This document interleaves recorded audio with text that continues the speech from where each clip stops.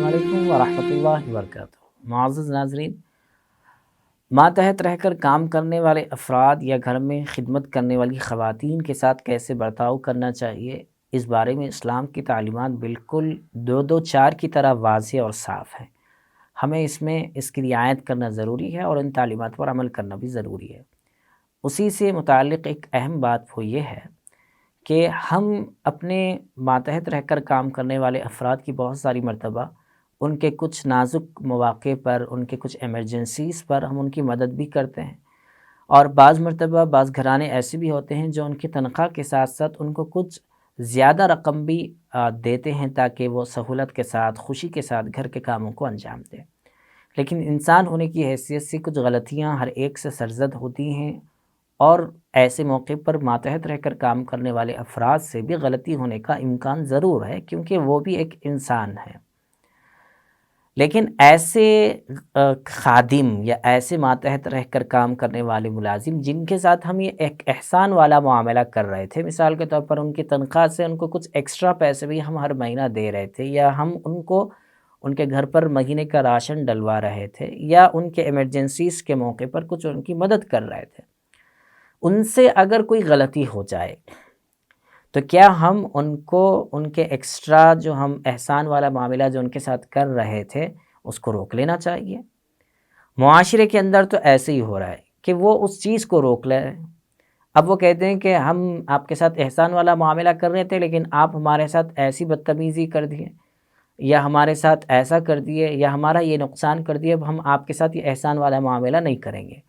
اب آپ کو وہیں جو ہے پیروں کے پاس رکھیں گے۔ اس طرح کے الفاظ ہمارے معاشرے کے اندر بولے جاتے ہیں، جس سے ہمیں گریز کرنا چاہیے۔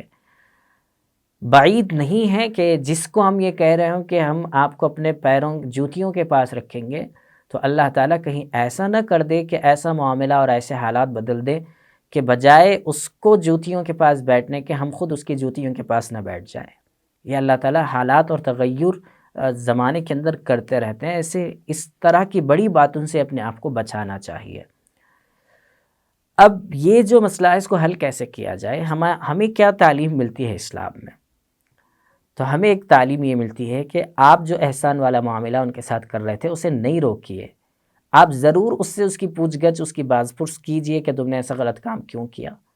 لیکن اس کے ساتھ جو احسان والا معاملہ چل رہا تھا اس کو ہونے دینا چاہیے۔ اس کے دو فائدے ہیں۔ پہلا فائدہ یہ ہے کہ ہم اس کے ساتھ جو احسان والا معاملہ کر رہے ہیں وہ اس کے ساتھ نہیں کر رہے ہیں، بلکہ ہم اپنی آخرت میں ثواب کما رہے ہیں، اجر اللہ تعالیٰ کے یہاں محفوظ کر رہے ہیں۔ اور جب ظاہر سی بات ہے کہ ہم اپنا ثواب کما رہے ہیں اور واسطہ وہ بن رہا ہے، تو وہ ہمارے لیے بڑی بات ہے۔ اور دوسری بات اس کے اندر یہ ہے کہ اس غلطی کے باوجود اس کے ساتھ اچھا معاملہ کرنا اس کے دل میں آپ کے بڑائی کا ذریعہ ہے، کہ وہ سمجھے گا کہ میں ایسا کام کیا لیکن اس کے باوجود انہوں نے میرے ساتھ یہ عمل کیا ہے، تو مجھے آئندہ ان کا احسان مند ہونا چاہیے اور ایسی غلطیوں سے اپنے آپ کو روکنا چاہیے۔ حضرت ابوبکر صدیق رضی اللہ تعالیٰ عنہ